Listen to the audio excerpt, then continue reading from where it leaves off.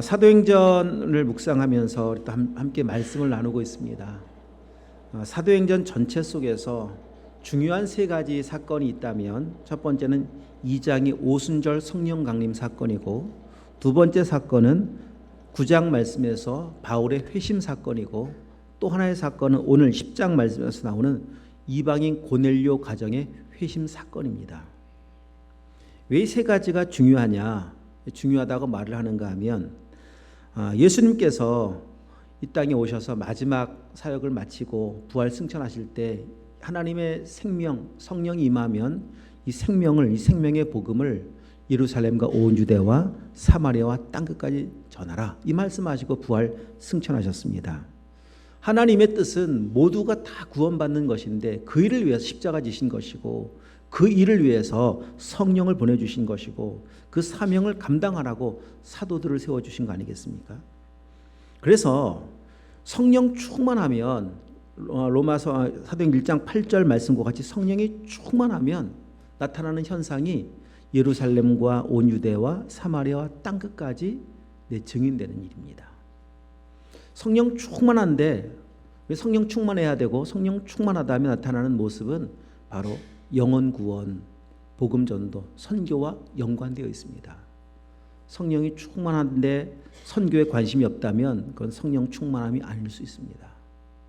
자, 그래서 성령을 보내주신 이유가 굉장히 많이 있지만 그 중에서도 아주 대표적인 본질적인 사역의 이유가 무엇인가 하면 복음을 전하라고, 복음의 사명을 감당하라고 주셨다라고 하는 것을 기억하기 때문에 오순절 성령 강림의 사건은 너무 중요한 사건입니다. 바울의 회심 또한 왜 중요하다고 말하는가 하면, 바울은 많고 많은 사람 중에 하나님은 어떤 의미로 택하셨는가, 사도행전 9장에 보니까 이방인을 위한 나의 택한 그릇이다. 이방인을 위해서, 이방인을 전도하기 위해서 특별히 택한 그릇이라고 말씀하고 있기 때문에 그렇습니다. 그리고 10장 말씀에서 오늘 이 고넬료 사건이 중요한 것은 이방인을 위해서, 이방인의 선교의 열매, 전도의 열매가 이방인이 구원받은 열매로 지금 고넬료의 가정이 나타나고 있기 때문에 중요한 겁니다. 그래서 이제 고넬료의 이 가정을 통해서 하나님이 창세 전부터 계획하셨던 모든 사람이 다 구원받는 구원 계획이 성취되고 있음을 이제 보여주고 있는데, 자, 오늘 본문에 나와 있는 10장은 우리 지난주 수요일부터 금요일까지 묵상했었던 본문인데요. 우리 10장 앞부분 1절 말씀 한번 가서 보시면 고넬료라는 사람이 소개가 됩니다. 고넬료는 가이사랴에 주둔하는 사람. 가이사랴라는 지역은 이스라엘 저 북서쪽 지중 연안에 있습니다.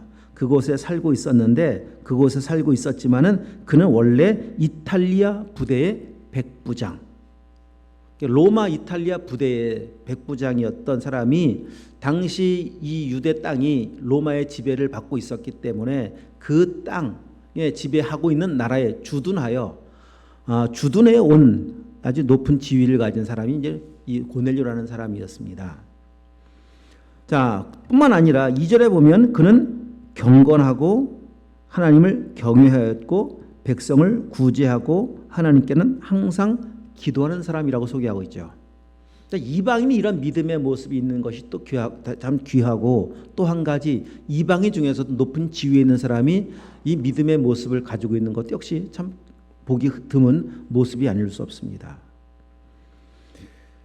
그가 이런 삶을, 경건하고 경외하고 구제하는 삶을 살 수 있었던 어쩌면 가장 원동력 밑받침된 것이 무엇인가 하면 하나님께 항상 기도하는 삶이 있었기 때문에 가능한 모습이었을 겁니다. 그렇게 기도할 때 하나님은 그에게 어떻게 말씀하셨느냐, 5절 6절 말씀에 보면, 너는, 자, 5절 한번 읽어볼까요? 내가 지금 사람들을 요빠에 보내어 베드로라는 시몬을 청하라. 6절, 그는 무두장이 시몬의 집에 유숙하니 그 집은 해변에 있다 하더라. 요빠라는 지역으로 사람을 지금 보내라. 그곳에 가면 시몬 베드로라는 시몬이 그곳에 있으니까 그를 청해 모시고 와라. 이런 음성을 듣게 되어집니다.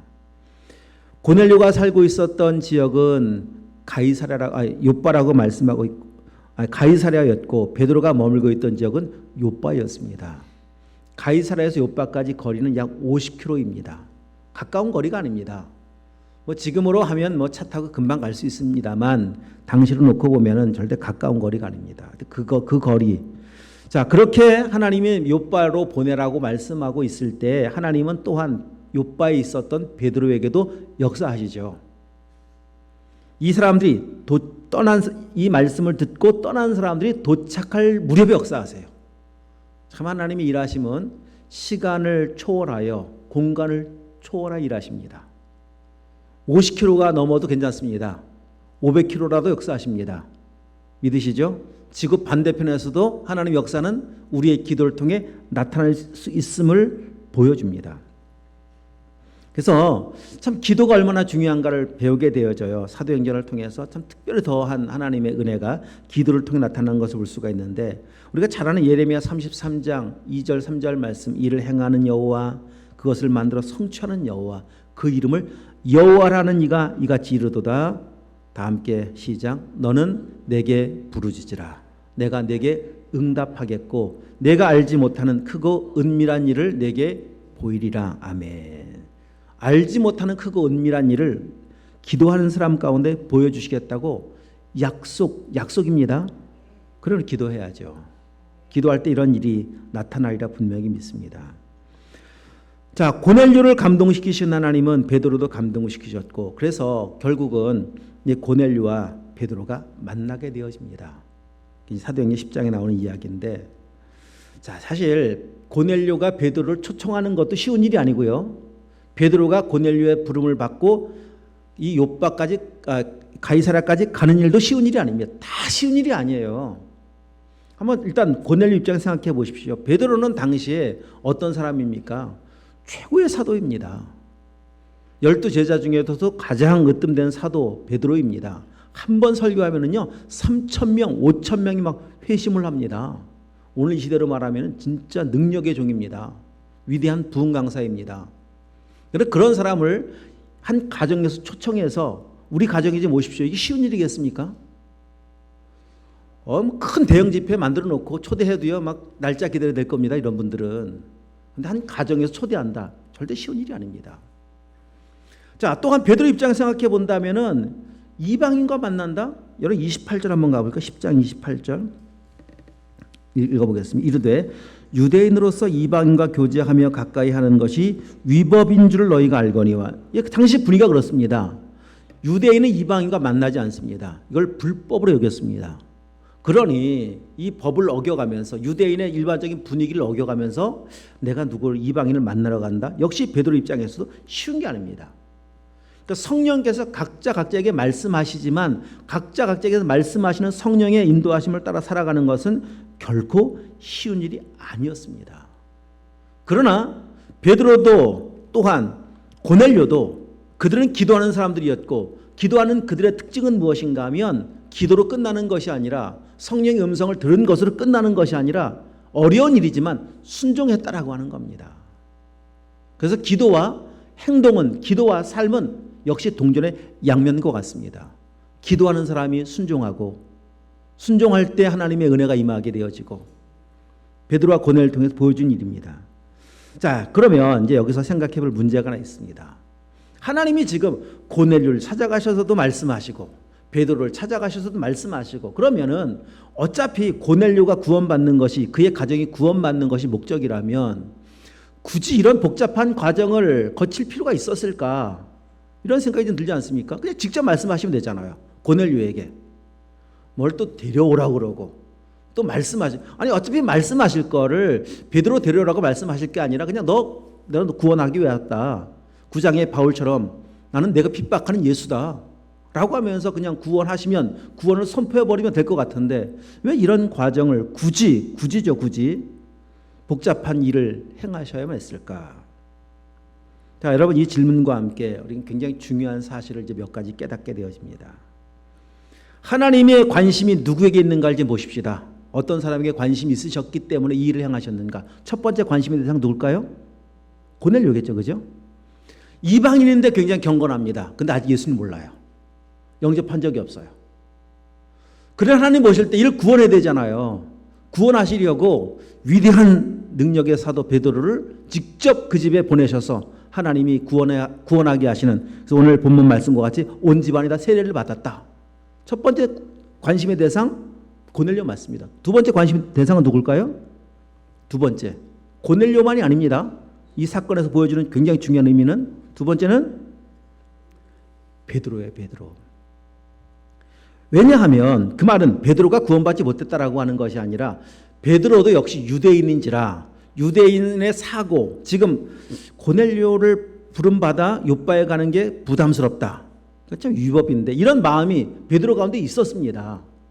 이방인이 구원받는 것에 대한 아주 확실한 뭔가 믿음과 이방인의 전도, 이방인에게 구원 복음 사역을 감당해야 한다라는 사명까지는 아직 전혀 생각해 볼 수도 없고요. 그런 뭔가 모르는 벽이 베드로에게 있었거든요. 자, 오늘 본문 말씀에 가서 보시면 45절 말씀 한번 다시 읽어보겠습니다. 베드로와 함께 온 할례 받은 신자들이 이방인들에게도 성령 부어주심으로 말미암아 놀라죠.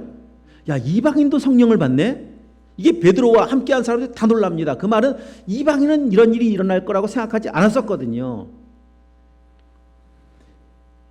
예수님을 따라다니면서 많은 은혜를 겪고 성령의 체험도 경험했던 베드로였었지만 한 번 설교하면 3,000명, 5,000명 회심하는 그런 은혜의 능력의 사명을 감당하는 베드로였었지만은 베드로의 생각 속에 아직 변화되지 못한 한 부분, 그 한 부분을 변화시키시기 위해서 하나님은 굳이 베드로를 그 집에 보내셔야 했어요.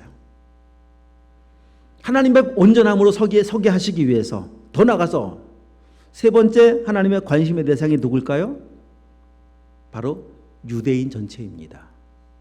11장 말씀 가서 보시면 11장 유대에 있는 사도들과 형제들이 이방인들도 하나님의 말씀을 받았담을 들었다. 지금 이 고넬료 사건을 유대 사회에서 듣게 되어져 예루살렘 교회와 함께 듣게 되어집니다. 그때 할렐루야 해야 되잖아요. 그죠? 이방인이 구원받았으니까 2절 말씀 보십시다. 11장 2절입니다. 베드로가 예루살렘에 올라갔을 때 할례자들이 비난을 합니다. 3절의 이유죠. 내가 할례자로서 무할례자와 함께 식사를 하고 교제를 하느냐? 너 왜 법을 어기느냐? 이런 것 때문에 유대 사회가 그냥 발칵 뒤집어지고 비난을 합니다. 이게 유대 사회의 현실의 모습이었었습니다. 자, 이런 유대 사회를 바꾸기 위해서 하나님은 베드로를 사용하시는 거예요. 그러자 그런 분위기 가운데 있었을 때 베드로가 4절 이하에 하나님이 행하셨던 일들을 쭉 설명을 합니다. 내가 어느 날 환상 가운데 있었던 일, 그리고 가보니까 그런 일의 배후는 고넬료라는 사람이 있었었고 그가 기도하는 중에 나를 초청하라고 하나님의 말씀을 듣고 왔었고 나는 그 집에 가서 복음을 전하였는데, 자, 여러분 보십시오. 온 집안이 이제 구원의 말씀을 14절 말씀, 그가 너와 내 온 집이 구원받을 만한 말씀을 내게 이르리라 함을 보았다 하거늘 내가 말을 시작할 때 보십시오. 말을 시작할 때 성령이 그들에게 임하시기를 우리가 처음 우리에게 하신 것과 같이 하는지라. 우리가 오순절에 성령이 임했을 때 그 받았던 성령이 거기도 임하더라. 거기에서도 내가 주의 말씀에 요한은 물로 세례를 베풀었으나 너희는 성령으로 세례를 받으리라 하신 것이 생각이 나서 성령의 세례, 생각이 그런즉 하나님이 우리가 주 예수 그리스도를 믿을 때 주신 것과 같은 선물을 그들에게도 주셨으니 내가 누구이기에 하나님을 능히 막겠느냐? 하나님이 행하신 일이 어떻게 막을 수가 있느냐? 우리 18절 한번 읽어보겠습니다. 그들이 이 말을 듣고 잠잠하여 하나님께 영광을 돌려 이르되 그러면 하나님께서 이방인에게도 생명 얻는 회개를 주셨다 하라 하니라. 아멘. 베드로가 이 일을 차근차근 설명하고 하나님이 행하신 일들을 나눌 때 이방인 전체 속에 어떤 변화가 일어납니까? 아, 하나님이 행하신다. 맞다. 하나님께서 이방인에게도 생명 얻는 회개를 주셨구나. 그러면서 하나님께 영광을 돌리는 일이 생기지 않습니까? 유대 사회 속에 이 생각의 변화라고 하는 건 엄청난 일입니다. 그들은 이방인은 개 취급했었거든요. 지옥의 불쏘시개지 무슨 구원의 대상이 될 수가 있느냐라고 생각했던 그들의 생각이 베드로의 이 간증을 통해서 변화된 거예요. 이들의 생각을 바꾸기 시작한 겁니다. 이것이 하나님의 고넬료와 베드로의 사건을 통한 놀라운 계획이었습니다. 근데 하나님의 관심의 대상은 유대인으로 끝나는 게 아니에요. 누굴까요? 이방인이고 오늘 우리예요. 우리 나예요. 나. 나를 변화시키시기 위해서 이 일을 시작하신 거예요. 이게 믿어지길 축복합니다. 이런 일이 없었다면 복음은 여기까지 못 온다니까요. 고넬료와 베드로의 만남을 통해서 하나님의 구원의 역사가 고넬료 가정까지 임하고 유대 사회의 가치관이 바뀌기 시작하고, 그러면서 복음은 예루살렘을 넘을 수 있었고, 유대라는 장벽, 이 장벽이 얼마나 높은 장벽인 줄 아십니까? 이 장벽을 넘을 수 있었기 때문에 결국은 이 복음은 여기까지 온 거예요. 여기까지. 나에게까지. 나를 구원하시기 위한 하나님의 계획이 얼마나 놀랍습니까? 참 돌아보면 우리가 오늘 이곳에 예배할 수 있는 것은 그냥 전적인 하나님의 은혜입니다. 은혜 아니면 설명을 못해요. 우리가 뭐 지각이 뛰어나서 대단해서 우리가 하나님을 찾아 만난 것이 아니라 하나님께서 이런 과정, 이 과정의 연속을 통해서 우리를 구원하시기 위한 과정이 얼마나 많이 있었는지 모릅니다. 여러분 육신적으로 놓고 볼 때에도요, 언젠가도 그런 말씀 드렸어요. 우리 한 사람이 이 땅에 존재하기 위해서, 우리 한 사람이 존재하기 위해서 얼마나 많은 사람이 동원됐는가 여러분 계산해 보신 적 있으신가요? 나 한 사람이 육신으로 이 생명으로 이 땅에 오기 위해서, 여러분 부모님이 계셨죠? 부모님의 부모님들이 계셨죠? 부모님의 부모님들이 계셨죠? 그렇게 거슬러 올라가 보면은요, 이 역피라밋이 되는데 20대까지 계산을 해보았어요. 20대까지 무려 200만 명이 넘습니다. 나 한 명이 존재하기 위해서는. 그러면 그 중에 한 분만 안 계셔도요, 우리 없어요. 맞아요? 틀려요? 맞죠? 한 분만 안 계셔도 우린 존재하지 못해요. 그러면 자, 복음의 은혜, 하나님의 구원의 은혜도 마찬가지입니다. 하나님 여기까지 복음이 증거되는 과정에는요, 이 베드로와 고넬료 같은 사건들이 얼마나 많은지 몰라요. 갈 수 없는 길을 갔고 순종할 수 없는 길을 순종했던 이 사건, 그게 연결돼서 복음이 여기까지 왔고 나에까지 온 거예요. 그냥이 아니라니까요. 그 은혜, 말로 다 할 수 없는 하나님의 은혜를 우리 입고 하나님의 자녀가 되어서 지금 현재 하나님의 자녀가 된 것이고 백성이 된 겁니다. 그러면 지금 하나님의 은혜로 살고 있고 은혜로 살아가야 한다면 이제 은혜 받은 자로 어떻게 살 것인가? 우리도 은혜를 갚는 삶을 살아야 되지 않겠습니까? 그 일은 다른 거 아닙니다. 우리에게도 무엇이 필요하냐? 성령이 필요해요. 성령의 인도하심이 필요합니다. 베드로를 향해서 너는 따라가. 고넬료를 향해서 모셔와. 어려운 걸음들이라고 말씀드렸습니다. 오늘 지금도 하나님의 역사를 이루기 위해서 성령 우리에게 말씀하실 겁니다. 너는 이렇게 한번 해보지 않겠느냐?